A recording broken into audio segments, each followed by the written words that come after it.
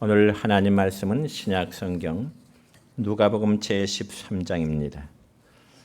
누가복음 제13장 신약 성경 117페이지입니다. 누가복음 13장 1절부터 5절에 있는 말씀까지 제가 봉독해 드립니다. 그때 마침 두어 사람이 와서 빌라도가 어떤 갈릴리 사람들의 피를 그들의 재물에 섞은 일로 예수께 아뢰니 대답하여 이르시되 너는 이 갈릴리 사람들이 이같이 해해 받음으로 다른 모든 갈릴리 사람보다 죄가 더 있는 줄 아느냐? 너희에게 이르노니 아니라 너희도 만일 회개하지 아니하면 다 이와 같이 망하리라. 또 실로암에서 망대가 무너져 치어 죽은 18사람이 예루살렘에 거한 다른 모든 사람보다 죄가 더 있는 줄 아느냐? 너희에게 이르노니 아니라 너희도 만일 회개하지 아니하면 다 이와 같이 망하리라. 아멘. 사랑과 축복의 메시지 나눕니다. 사랑하고 축복합니다. 사랑하고 축복합니다. 감사합니다.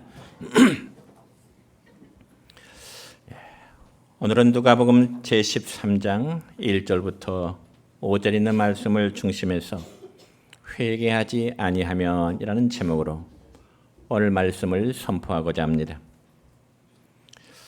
저는 지난주 고창에서 있었던 영성훈련 동안에 새벽에 기도하는 가운데 문득 한 말씀이 떠올랐습니다. 바로 그 말씀은 방금 전에 읽은 본문의 말씀이기 때문에 이번 주에는 꼭 이 말씀을 전해야 되겠다고 하는 그런 성령님의 감동이 저에게 있었습니다. 그래서 오늘 읽은 말씀 가운데 3절과 5절의 말씀을 보면은 똑같은 말씀인데 너희도 만일 회개하지 아니하면 다 이와 같이 망하리라. 함께 읽어볼까요? 시작. 너희도 만일 회개하지 아니하면 다 이와 같이 망하리라. 그렇습니다. 저는 새벽에 이 말씀을 묵상하면서 하나님, 제가 아직까지도 깨닫지 못해서 하나님 앞에 회개하지 않는 범죄가 무엇입니까? 조용히 하나님 앞에 물은 적이 있습니다. 그리고 기억나는 죄목들을 하나하나 회개한 적이 있습니다. 그렇다면 여러분에게는 회개할 만한 죄가 없다고 생각하실까요? 그렇다면 정말 다행스러운 일입니다. 그러나 하나님 말씀하시기를 이 세상에 의인은 없나니 하나도 없다고 말씀하시죠. 그리고 아담의 후예인 우리 모두는 하나님을 거역하고 그리고 자신의 뜻대로 살고자 하는 악한 죄의 본성이 저와 우리 모두의 마음속에 늘 토사리고 있는 것입니다. 그러므로 여러분도 다 죄인이요 회개해야 될 존재들인 것입니다. 그러면 과연 회개라고 하는 이 말이 무엇일까요? 여기 회개라는 단어의 원래 의미는 지나간 일을 돌이켜보다 혹은 마음을 바꾸다 혹은 잘못됨을 빌다 혹은 하나님께로 향하다 그런 다양한 의미가 있습니다. 그렇기 때문에 회개의 1차적인 요건은 지난 날을 돌이켜보면서 자신의 잘못됨을 깨닫고 심령의 변화를 일으켜서 하나님께 용서를 비는 행위가 바로 회개인 것입니다. 그렇지만 성경에서 말씀하는 회개란 단순히 심적인 측면만을 의미하지 않냐고 그보다 더 중요한 즉 하나님께 대한 인간의 태도가 근본적으로 변화되어지는 것 이게 바로 참된 회개인 줄 믿으시기 바랍니다. 그러므로 예수님께서 선포하신 이 회개 메시지는 모든 생활이 변화되어 그 삶 속에서 회개에 합당한 즉 회개에 합당한 그런 열매를 맺어야 하는 것입니다. 그래서 구약의 모든 선지자들이 전한 회개의 메시지도 역시 사람들이 악한 길에서 돌이켜 더 이상 범죄하지 않도록 하나님의 선자는 그의 백성들에게 죄를 회개하도록 촉구하게 되는 것입니다. 뿐만 아니라 세례 요한이나 예수님도 역시 복음의 첫 마디는 회개하라 천국이 가까이 왔느니라 이 말씀을 선포하시게 된 것입니다. 그럼에도 회개하지 아니할 때 어떻게 된다고요? 오늘 본문 말씀에 보면 망하리라. 3절과 6절의 말씀에 회개하지 아니하면 망하리라. 그러므로 예수님은 오늘 본문 말씀을 통하여 두 가지의 비극적인 사건을 예로 들면서 우리에게 회개의 메시지를 선포하시는데, 첫째는 빌라도가 성전에 제물을 바치려고 온 갈릴리 사람들을 잡아다가 잔인하게 죽이고요, 그들의 피를 자신의 제물에다 섞어서 제사한 사건입니다. 오늘 본문 1절의 말씀을 보면 그렇게 기록됩니다. 시작. 그때 마침 두어 사람이 와서 빌라도가 어떤 갈릴리 사람들의 피를 그들의 제물에 섞은 일로 예수께 아뢰니 그랬습니다. 여러분, 이 사건의 내용에 대해서는 성경에 자세히 기록되어 있지 않기 때문에 자세히는 알 수 없지만은 그러나 유대나라의 역사가인 요세푸스라는 사람의 쓴 글에 보면은 빌라도 총독은 갈릴리 사람들이 성전에 제물을 바치려고 올 때 잔인하게 그들을 죽였습니다. 왜냐하면 당시 갈릴리 사람들은 로마 나라에 대한 반감과 뿐만 아니라 자기를 다스리는 빌라도 총독에 대한 불만으로 자주 반란을 일으켰기 때문에 그렇습니다. 그래서 역사의 기록에 하면 빌라도 총독은 유월절 행사를 지키기 위해서 예루살렘으로 올라온 갈릴리 사람들 약 3,000명을 마치 짐승처럼 학살시켰던 그러한 사건이 있었던 것입니다. 그리고 학살을 당한 시체는 성전 뜰에 가득 찼고요, 시체에서 흘러나온 피가 제사 진에게 준비된 짐승들의 제물에 섞여지게 된 것입니다. 그래서 본문 말씀에 보면은 빌라도는 갈릴리 사람들의 피를 그들이 가져온 제물에 섞였다고 그랬습니다. 여러분, 얼마나 비극적인 사건입니까? 그리고 두 번째는 실로암에 있는 망대가 무너진 사건입니다. 여러분, 이 점에서는 우리가 방금 전에 읽은 본문 4절의 말씀을 보면 이렇게 기록됩니다. 시작. 또 실로암에서 망대가 무너져 치어 죽은 18사람이 예루살렘에 간 다른 모든 사람보다 죄가 더 있는 줄 아느냐. 여러분, 실로암 망대가 무너져서 18사람이 압사한 사건은 바로 주님 당시에 일어났던 실적인 사건입니다. 특별히 실로암은 예루살렘 남쪽에 위치한 곳으로 기온 신으로부터 예루살렘으로 공급되는 한마디로 물을 저장하는 곳, 그 샘이 바로 실로암 샘입니다. 그러니까 요즘 말로 하자면은 예루살렘 시내 수돗물을 공급하기 위해서 정수장과 같은 그 역할이 바로 실로암 못 혹은 실로암 샘물입니다. 그렇기 때문에 물이 귀한 예루살렘 주민들에게 있어서 이 실로암 연못은 매우 중요한 것입니다. 그래서 이 실로암 연못 주위에 큰 망대를 세운 것입니다. 물론 망대를 세운 목적은 적들이 오는지를 살피는 그런 역할을 할 수 있고요, 뿐만 아니라 사람들이 올라가서 놀거나 혹은 그 밑에 그늘에서 사람들이 쉴 수 있는 그러한 장소가 실로암 이제 망대였습니다. 그런데 어느 날 이 망대가 무너져서 18명이 된 사람들이 죽게 되는 사건이 생기게 된 것입니다. 물론 그 이유는 망대를 지을 때부터 아마 부실 공사 때문에 무너졌는지, 아니면 한꺼번에 많은 사람들이 올라가기 때문에 아마 무게를 견디지 못해서 무너졌는지 모르지만은 아무튼 18명이 되는 많은 사람이 죽게 된 것입니다. 그러자 주위에 있던 사람들은 18명이 왜 하필이면 거기서 죽었을까? 그런 말을 주고받게 된 것입니다. 왜 한두 사람도 아니고 그 망대가 무너짐으로 18사람, 18명이 죽게 되었을까? 여러분, 특별히 과거나 오늘날이나 이처럼 한꺼번에 많은 사람이 죽게 된 사건은 사회적인 큰 파장을 일으키게 되지요. 아마 그 당시에 신문이 있었더라면 아마 실로암 망대로 인해서 18명이 죽게 된 사건에서 대서특필했을 것입니다. 혹은 TV가 있었다면 며칠 동안은 계속 아마 특보로 나갔을 것입니다.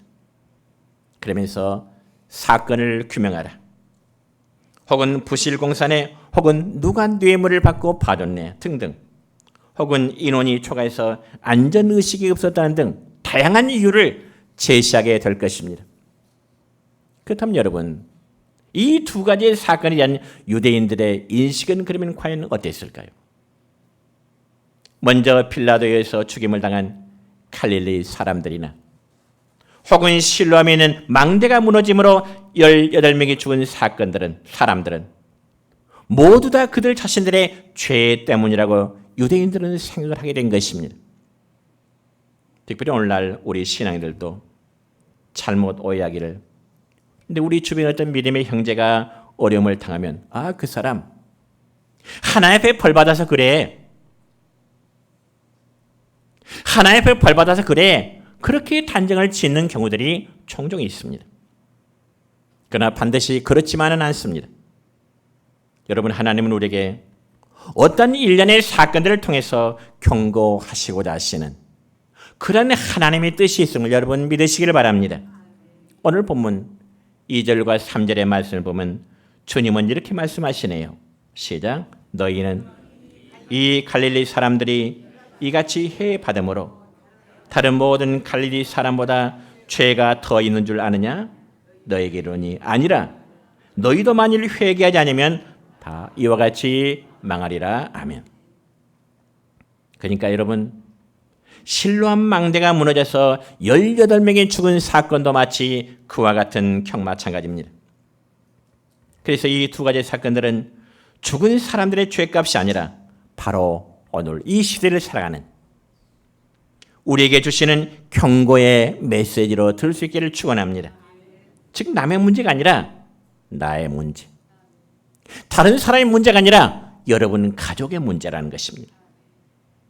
그리고 우리 주님께서 말씀하신 핵심적인 내용은 바로 회개를 촉구하시는 하나님의 음성인 것입니다. 여러분, 기독교의 신앙은 회개를 촉구하고 있습니다.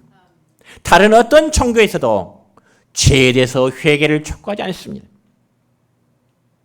여러분, 회개함이 없이는 바로 하나님의 나라에 들어갈 수 없기 때문에 그렇습니다. 여러분, 특별히 사람들이 하나님의 나라에 가지 못하는 것은 죄가 많기 때문이 아니라 죄에 대한 회개가 없기 때문에 그렇습니다. 믿습니까?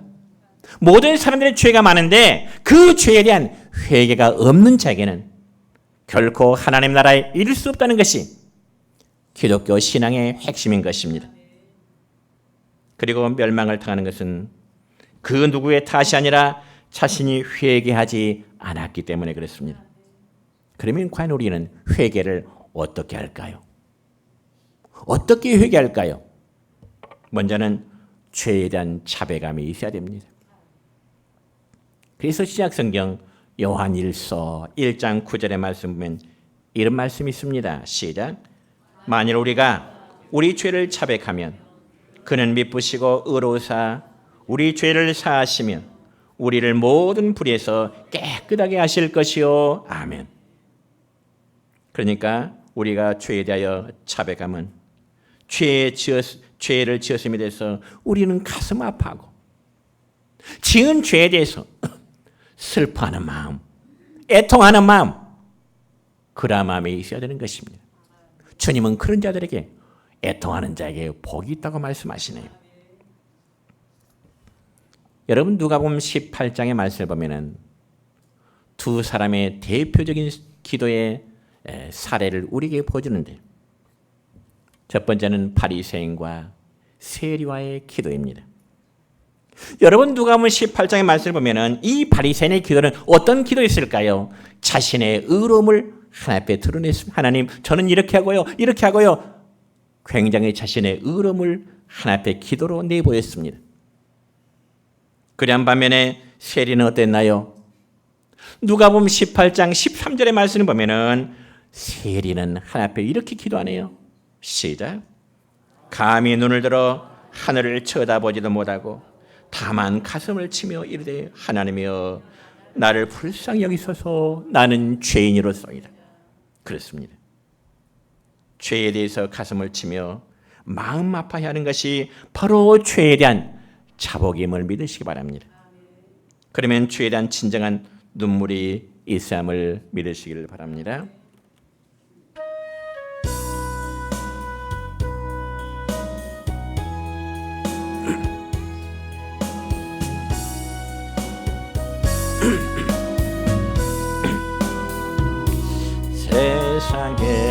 세상에서 방황할 때 나 주님을 몰랐네. 내 맘대로 고집하며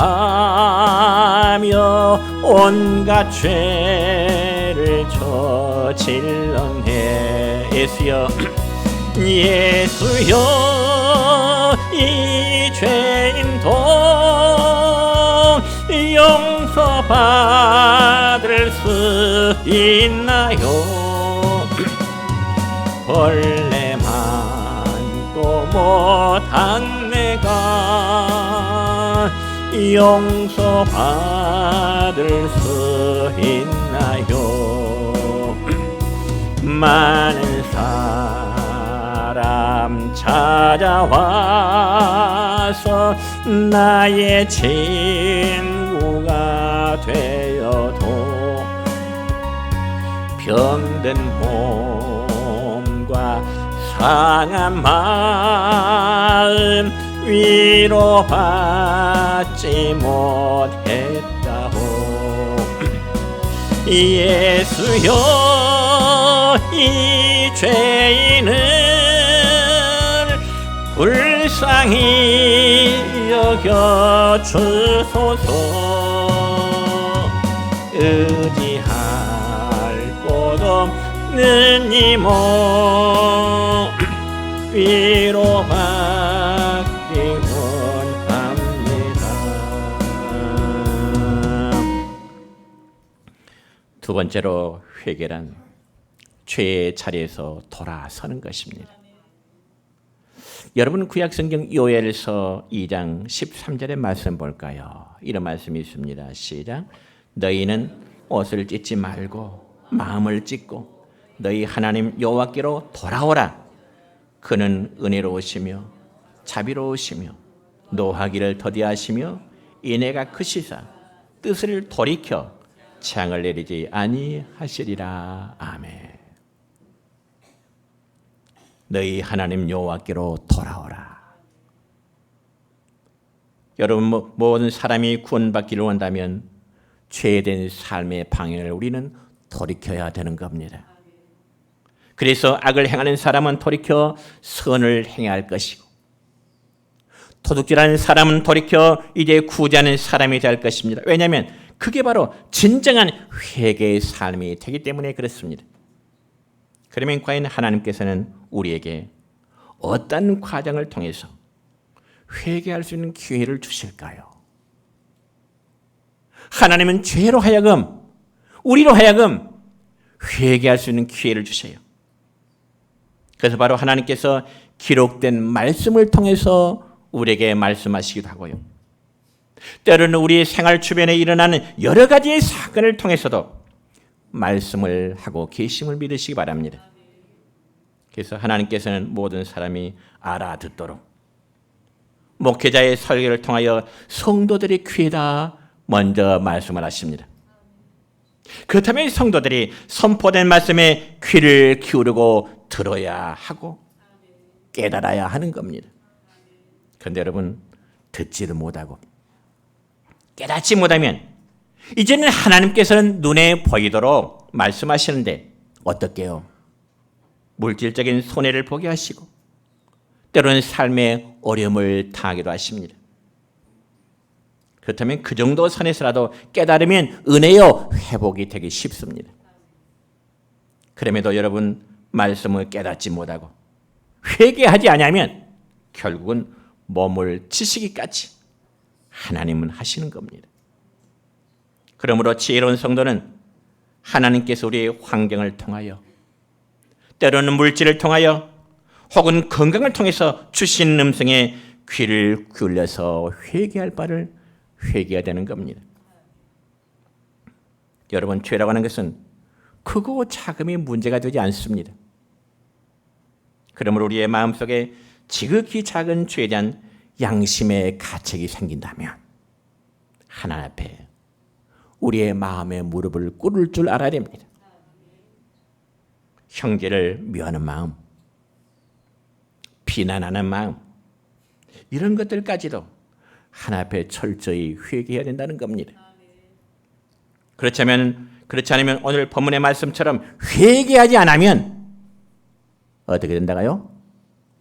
회개하지 않으면 어떻게 된다고요? 따라합시다. 망하리라. 망하리라. 여러분 마음속에 깊이 받아들이시기 바랍니다. 주님의 제자인 베드로는 자신의 부족함에 대해서 또 그동안 3년 동안 예수님 모셨던 예수님을 부인했던 그것이 자책이 되어서 베드로의 고백이 어떻게 나타난가요? 주여 나를 떠나소서 나는 죄인으로서이다. 그런 심정을 저와 우리 모두가 갖자는 것입니다. 그게 바로 하나님 앞에 회개하는 자세입니다. 그렇다면 과연 우리가 또 무엇을 하나님께 해야 될까? 첫째는 불신앙의 죄를 회개해야 됩니다. 여러분 죄가 무엇입니까? 하는 정의를 내릴 중에 그 중에 하나는 불신앙이 죄입니다. 불신앙이 죄입니다. 그래서 불신앙 글자 그대로 믿지 아니하는 것. 믿지 아니하는 것. 그러면 무엇을 믿지 않는다는 말일까요? 이는 하나님을 아버지로 믿지 않는다는 것이고 또한 예수님을 자신의 구주로 믿지 않는 것을 말합니다. 그러면 저와 여러분에게는 과연 불신앙의 죄가 없을까요? 물론 외형상으로 보자면 불신앙의 죄가 없는 것처럼 느껴질 것입니다. 왜냐하면 아마 여러분은 하나님을 아버지로 믿고 예수님을 구주로 믿는다고 고백을 하기 때문에 그럴 것입니다. 그런데 문제는 하나님께서 하시는 일에 대한 불신이 우리에게는 상당히 많다는 겁니다. 특별히 구약성경 민수기 13장과 14장의 말씀을 보면 이스라엘 백성들이 광야 40년의 세월을 거의 마무리할 무렵에 모세는 가나안 땅에 12명의 정탐꾼을 들여보냅니다. 그자 가나안 땅에 들어간 12명의 정탐꾼은 40일 동안 가나안 땅 이곳저곳 구석구석 살피면서 과연 그들이 들어가 살 수 있는지 이스라엘 백성들이 하나님께서 약속하신 그 땅에 들어가 살 수 있는 곳인지 다 살피게 되는 겁니다. 그리고 나서 40일 지나서 돌아와서 그들의 지도자인 모세에게 보고를 하는데 먼저 여호수아와 갈렙이라는 사람의 보고는 이렇습니다. 민수기 13장 30절의 말씀입니다. 시작. 우리가 곧 올라가서 그 땅을 취하자. 능히 이기리라. 우리가 올라가서 그 땅을 취하자. 우리가 이기리라. 여러분 이 보고는 아주 긍정적이요. 아주 긍정적이요. 믿음의 보고였습니다. 물론 여호수아와 칼렙의 이러한 보고는 어떤 만용에서 나오는 그런 말이 아니라 여호와의 약속을 굳게 믿는 신앙에 기초한 믿음의 보고였습니다. 여러분 참으로 참신앙은 이처럼 환경을 초월하여 오직 하나님을 신뢰하기에 항상 담대히 전진할 수 있는 것입니다. 여러분에게 이러한 믿음이 있기를 축원합니다. 그런 반면에 여호수아와 갈렙 외에 나머지 10사람의 보고는 즉 40일 동안 가나안 땅을 샅샅이 뒤지면서 살폈던 10사람의 보고는 과연 어떤 보고였을까요?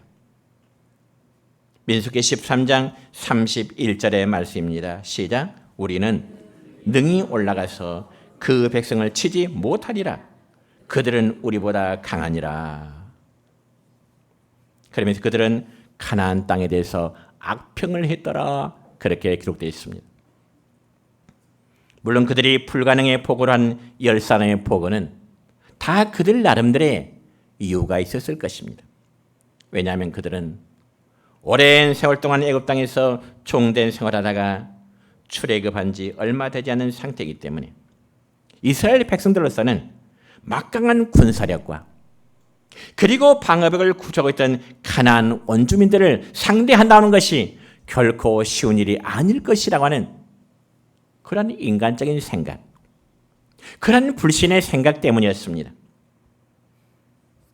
그렇지만 여러분, 이스라엘 백성들이 수행해야 될 전쟁은 단순히 무기와 병력에만 의존하는 어떤 일상적인 전투가 아니라 하나님 나라 건설이라고 하는 거룩한 목적을 지닌 영적인 전쟁이 되는 것입니다. 더욱이 그들에게는 군대 대장으로 전능하신 하나님이 함께 하셨기 때문에 정말 주저하거나 낙담할 필요가 없었던 것이죠. 그러면 그들은 사무엘상 17장 47절의 말씀처럼 전쟁은 여호와께 속한 것이라는 그 말씀에 대한 확신을 갖지 못한 것입니다. 전쟁은 여호와께 속한 것이라. 그래서 이스라엘 땅을 정탐했던 정탐꾼들은 자신들의 미약함과 상대방의 강함만 보았지 정작 살아계셔서 역사하실 그 하나님을 향한 믿음을 신뢰하지 못하게 된 것입니다. 그래서 그들의 입에서 나오는 보고는 뭐죠? 우리는 등에 올라가서 그들을 치지 못할 것이라. 그들은 가나안 땅에 사는 원주민들은 우리보다 훨씬 강할 것이라. 여러분, 이처럼 부정적인 사람들은 눈으로 볼 수 있는 현상적인 것들을 지나치게 크게 보는 겁니다. 그 때문에 불신앙적인 10사람의 보고는 우리는 등에 올라가서 그 백성들을 쳐서 이기지 못할 것입니다. 그럼 여러분, 이처럼 10사람의 보고를 들은 이스라엘 모든 백성들의 반응은 과연 어떠했을까요? 아마 제자가 짐작컨대 여호수아 갈렙 두 사람의 보고는 우리가 당장 올라가서 그 땅을 찾아갑시다. 모든 백성들은 아마 기대와 설렘이 있었을 것입니다. 그런데 그 다음에 이어지는 10사람의 보고는 뭐예요? 안 돼요. 우리는 이기지 못해요. 그때 모든 백성들의 반응은 민수기 14장 1절에 이렇게 기록됩니다. 시작. 온 회중이 소리를 높여 부르짖으며 백성이 밤새도록 통곡하였더라. 여러분, 불신앙적인 보고는 이처럼 온 백성들에게 통곡의 목소리를 내게 했습니다. 그러면서 백성들은 그들의 지도자인 모세와 아론을 원망하게 된 거죠. 뭐라고 원망했을까요? 우리가 차라리 저 애굽 땅이나 차라리 광야 40년 광야 생활 중에 죽었으면 차라리 좋았을까? 어찌하여 우리를 가나안 땅으로 들여보내서 그들의 칼에 망하게 하시려는지, 다시금 애굽 땅으로 돌아가는 것이 더 나을 것이라 원망을 쏟고 있는 것입니다. 여러분, 이러한 결과를 가져온 두 보고의 차이점이 뭘까요? 여호수아 갈렙 두 사람과 나머지 10사람의 부정적인 이 두 보고의 차이점이 뭘까요? 바로 신앙과 불신앙의 차이였습니다. 오늘도 마찬가지입니다. 하나님을 섬기는 성도들, 즉 신앙을 가진 사람들이 하나님을 불신앙한 것처럼 위험한 일은 없어요.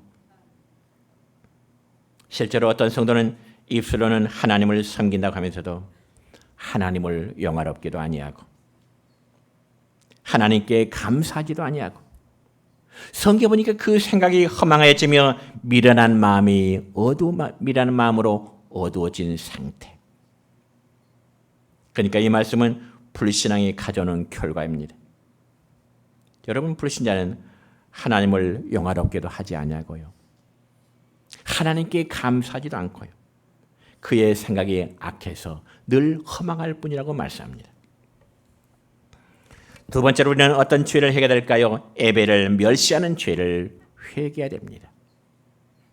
여러분, 구약시대 백성들은 하나님께 제사를 드렸다고 했는데, 여러분, 구약의 백성들이 하나님께 제사를 드렸는데 그 제사는 곧 오늘날 예배의 모형이 되는 것입니다. 물론 신앙이라면 예배 자체를 멸시하지 않을 것입니다.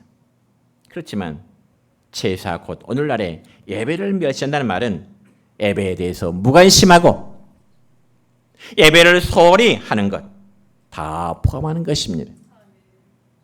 여러분의 예배 생활 어떻습니까? 여러분 스스로 생각할 때 여러분의 예배 생활은 과연 어떻습니까? 무관심하거나 또는 소홀히 여기지 않는가요? 아니, 바쁘고 힘들다는 이유 때문에, 바쁘고 힘들기 때문에 예배 생활을 등한히 하시지는 않으신가요? 그리고 예배드리는 장소에 함께 앉아있긴 하지만 여전히 마음은 예배와는 상관이 없는 논에 있고 밭에 있고 밖에 나가야 되겠고, 이것은 바로 예배를 멸시하는 행위인 것입니다. 그리고 예배를 멸시한다는 것은 자신의 영역을 벗어난 행동을 의미하기도 합니다. 여러분, 구약성경 사무엘상 13장의 말씀 보면은 하나님의 제사를 멸시해서 화를 입은 대표적인 한 사람이 소개되고 있는데, 그 사람은 이스라엘의 초대 왕인 사울 왕이었습니다. 한 번은 블레셋이라는 군대가 이스라엘 땅을 쳐들어옵니다. 블레셋. 그 전에 모든 백성들이 두려워서 어떤 사람은 굴로 숨게 되고, 어떤 사람은 바위 틈으로 숨게 되고, 어떤 사람은 숯불 속으로 숨어 들어가는 다양한 모습이었습니다. 그러자 사울 왕은 쳐들어온 블레셋 군대와 싸우기 전엔 하나님께 제사를 드리려고 사무엘 선자를 초청합니다. 선자님, 지금 블레셋 군대가 우리가 쳐들어왔는데 그들과 맞싸워야 되지 않겠습니까? 하나님께 먼저 예배를 드리고 싶습니다. 그러고 나서 일주일 동안이나 기다렸는데 사무엘 선자가 오지 않는 거예요. 왕의 입장에서 얼마나 다급합니까? 적군들이 쳐들어왔는데 사무엘 선자를 초청했는데도 오질 않아요. 너무 다급해요. 사울 왕은 초조하기 시작했고, 또한 블레셋과 싸우게 모아진 군사들이 하나 둘 흩어지기 시작하네요. 그래서 사울 왕이 결심한 것은 더 이상 하나님의 선자 사무엘 선자를 기다릴 수 없다 판단해서 자기가 직접 제사를 집행했습니다. 물론 우리가 생각할 때 하나님께 제사를 드리는데, 즉 하나님께 예배를 인도하는데 아무라도 드리면 어떻겠는가, 그렇게 생각할 수 있겠죠. 그렇지만 사울의 그러한 행위는 하나님 앞에 커다란 실수였습니다. 그리고 왕이 할 수 있는 일과 선자 혹은 제사장만이 할 수 있는 일을 이 사울 왕은 구별을 못한 것이죠. 그래서 사울 왕이 막 제사를 드리고 나니까 그때서야 사무엘 선자가 도착하게 되는 겁니다. 그래서 이 사무엘 선자가 사울 왕에게 묻기를, 왕이여, 왕이 당신이 어찌해서 당신이 직접 하나님 앞에 제사를 드립니까? 그렇게 물을 때 사울 왕은 사무엘 선자에게 이렇게 대답하네요. 사무엘상 13장 12절의 말씀입니다. 시작. 내가 여호와께 은혜를 간구하지 못하였다고 부득이하여 번제를 드렸나이다. 부득이하여 번제를 드렸나이다. 선자님이 늦게 오기 때문에 내가 기다리지 못해서 내가 직접 하나님 앞에 번제물을 드렸습니다. 여러분, 여기 부득이라는 말은 자신을 변호하는 말이죠. 실제로 여러분도 그렇죠? 어떤 경우에 주일날 교회에 오지 못했을 경우에 목회자나 혹은 믿음의 식구들이 지난 주일에 왜 교회에 못 오셨습니까? 이렇게 물을 때 대부분 어떻게 답변하실까요? 지난 주일에 부득이한 일이 있어서 어쩔 수 없이 못 왔노라고 마음에 속에 있는 분들은 뭔가 찔림이 있잖아요. 내가 부득이 아니 어디 가느라고 못 왔노라. 여러분, 그러나 이 부득이라는 말이 사람에게는 동감을 얻을 수 있을지 몰라도 하나님 앞에서는 예배하는 이 시간을 부득이한 일 때문에 다른 곳으로 갔다 하는데 결코 통하지를 않습니다. 이런 경우는 사울왕과 사무엘 선지자의 대화에서도 사용되고 있습니다. 뭐라고요? 부득이 어쩔 수 없기 때문에 자신이 직접 하나님 앞에 번제를 드렸노라고 말하는 모습입니다. 그러면 그러한 사울의 자기 변명에 대한 사무엘 선지자의 답변은 또 어떻게 나타날까요? 이 점에서 사무엘상 13장 14절의 말씀 보면 이렇습니다. 시작. 지금은 왕의 나라가 길지 못할 것이라. 사무엘상 14장 상반절 말씀입니다. 지금은 왕의 나라가 길지 못할 것입니다. 이 말씀은 앞으로 왕의 나라가 길지 못할 것이라는 뜻인데 머지않아 왕의 자리에서 물러나게 될 것입니다. 그 뜻입니다. 당신이 예배를 경시했기 때문에 하나님 왕의 자리를 하나님은 당신을 이제 내려앉힐 것입니다. 그러므로 하나님께 드려지는 제사, 즉 예배를 멸시하거나 무관심한 자에게는 자신의 높은 위치를 하나님은 거두신다는 것입니다. 그리고 또 다른 경우를 하나 또 소개할까요? 여러분, 구약성경 사무엘상 15장의 말씀을 보면은 아말렉이라는 군대가 또 이스라엘 쳐들어온 적이 있습니다. 아말렉이라는 군대가.